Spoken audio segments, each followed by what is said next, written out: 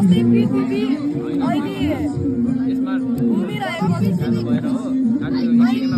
सूर्यको प्रकाश चाहिँ पृथ्वीको एक तर्फ मात्र पर्ने गर्छ भने त्यो जुन तर्फमा सूर्यको प्रकाश पुगेको छ त्यसलाई हामीले दिन भनेर चित्राउने गर्छौँ र जुन चाहिँ पृथ्वीका प्रकाश पुगेको छैन त्यसलाई हामीले नाइट भनिन्छ।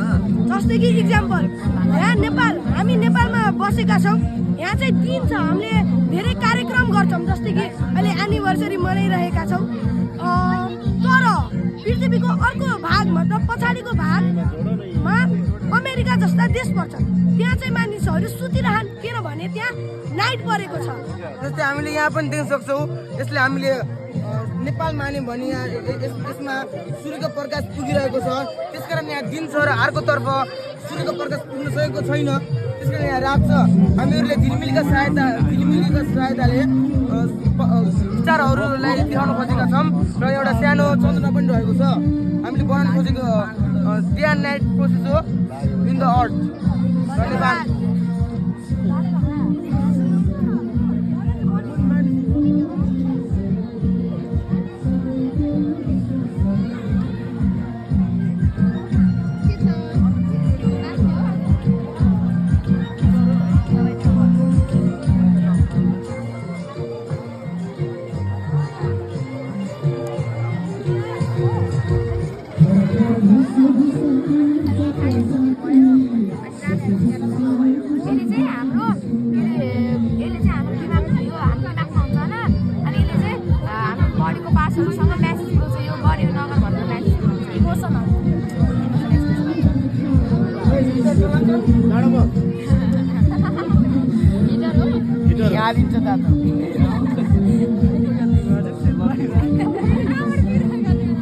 हाम्रो यहाँ जाडो भएको ठिकै छ।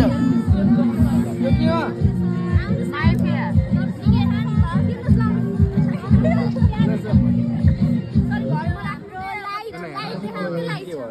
यो के हो? लाइट हेर्नुस् के हाम्रो लाइट त हेरिसक्यो अनि हामी हेरेर आएको। यहाँलाई तोकिएको स्थानको आसन ग्रहणको लागि अनुरोध गर्न चाहन्छौँ। विद्यार्थी भाइहरूलाई कृपया तपाईँहरूलाई सुत्याएको स्थानमा आसन ग्रहण गर्नुहोला। फेरि तब हाम्रो उपचार कार्यक्रम एकछिनमा सुरु हुनेछ। हाम्रो स्कुलका